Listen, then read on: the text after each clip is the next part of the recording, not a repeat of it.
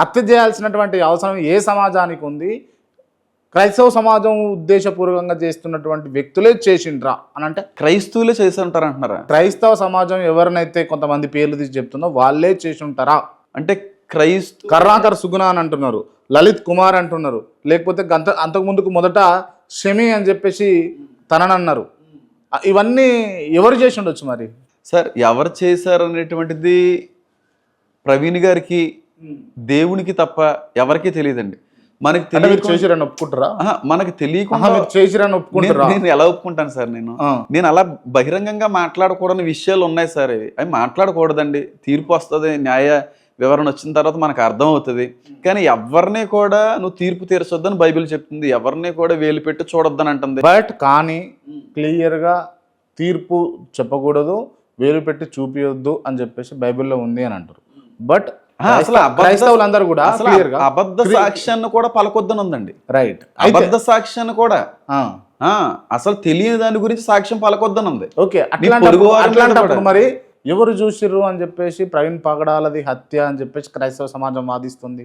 అంటే ఆ టైంలో ఈయన్ని చంపేస్తామని ఈయన కొంత వ్యతిరేకత అనేటువంటిది కొన్ని సమాజాలను బట్టి ఉన్నాయండి, కొన్ని వర్గాలను బట్టి ఉన్నాయి. కాబట్టి చనిపోయినప్పుడు ఎవరికైనా వాళ్ళ మీద అనుమానం రావడం అనేటువంటిది సహజసిద్ధమే. కాబట్టి ఆ విధంగా మా క్రైస్తవులు కూడా అనుమానించడంలో తప్పేం లేదు. ఎందుకంటే వాళ్ళకి వీళ్ళకి మధ్యన డిబేట్లు జరగవచ్చు, మాటల యుద్ధం జరగవచ్చు, లేదంటే చంపేస్తామనేటువంటి బెదిరింపులు కూడా నాకు ఉన్నాయి అన్నట్టుగా ఫేస్బుక్లో కూడా చాలా పోస్టులు పెట్టుకున్నారు.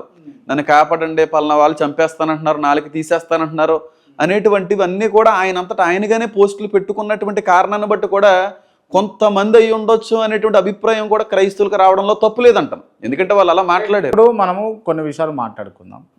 నిజంగా అంటే క్రైస్తవ్యాన్ని నమ్మేటటువంటి వ్యక్తులు, పాస్టర్లు కావచ్చు, క్రైస్తవులు కావచ్చు, లేకపోతే ఇతర వ్యక్తులు ఎవరైనా కానీ మీరు చదువుతున్నటువంటి బైబిల్లో ఇతర మతాలకు సంబంధించినటువంటి గ్రంథాలని, వాటికి సంబంధించినటువంటి అంశాలను వెలికి తీసి వాటిని చులకన చేస్తూ మాట్లాడండి, తిట్టండి అని చెప్పేసి బైబిల్లో ఉందా?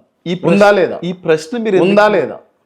తిట్టమనండి, తిట్టమని అంటే వేరే దేవతను తిట్టమని, వేరే దేవతలను వేరే గ్రంథాల యొక్క ప్రస్తావన చేయమని ఎక్కడా లేదండి. మరి లేనప్పుడు ప్రతి పాస్టర్ ఎగ్జాంపుల్గా తీసుకొని హిందూ గ్రంథాలని లేకపోతే ఇటు ఖురాన్ను తీసుకొని ఎందుకు ఎక్స్ప్లెనేషన్ చేసి కంపారిజన్ చేస్తూ మాట్లాడుతున్నారు? అదే కదండి వచ్చిన సమస్య. అంటే ఇది క్రైస్తవులు తప్పే ఈ విషయంలో. క్రైస్తవులు తప్పు అని అనట్లేదండి. క్రైస్తవుల్లో కొంతమంది చేసేటువంటి ఆ పనుల వల్ల పూర్తి మార్క్ అంతా కూడా పాస్టర్ల మీద, క్రైస్తవ్యం మీద, అన్నిటికీ మించి క్రీస్తు మీద పడేటువంటి అవకాశం ఎక్కువ కనబడుతుందండి.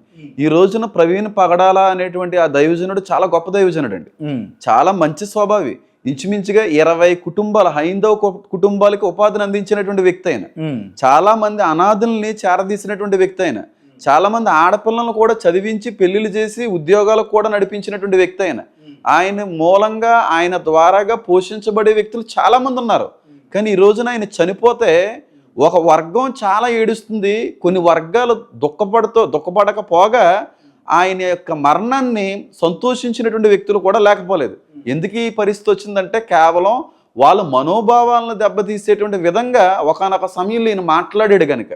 లేకపోతే నేను ఎప్పుడూ ఒకటి నమ్ముతానండి, మనిషి చనిపోయిన తర్వాత శత్రువు సైతం కళ్ళంటి నీళ్లు పెట్టాలి, బ్రతుకుతే అలాంటి బ్రతకాలి అనేటువంటి ఒక నమ్మకంలో నేను ముందుకు వెళ్తా ఉంటాను. అది జరగదనుకోండి, శత్రువులు మనకు వద్దన్నా సరే మనం చాలా మందికి శత్రువులుగా కనబడతా ఉంటాం.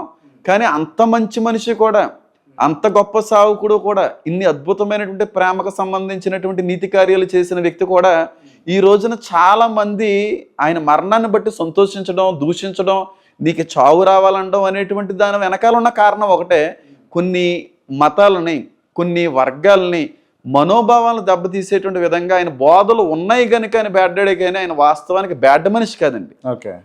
ఆ బోధలను బట్టి ఆయన బ్యాడ్డా ఉండొచ్చు, ఆ గ్రంథాల యొక్క ప్రస్తావన బట్టి ఆయన బ్యాడ్డా ఉండొచ్చు, కానీ 100కు 100% కూడా చాలా మంచి మనిషి అండి. ఈరోజు నిజంగా చాలా మంచి మనిషి. ఎందుకంటే నాకు కూడా చాలా ఇన్ఫర్మేషన్ ఉంది. వాస్తవానికి ఆయన నేను నా మీటింగ్కి పిలవాలండి, మీటింగ్కి పిలవాలి. కాకపోతే ఈలోగానే అదంతా కూడా జరిగిపోయింది.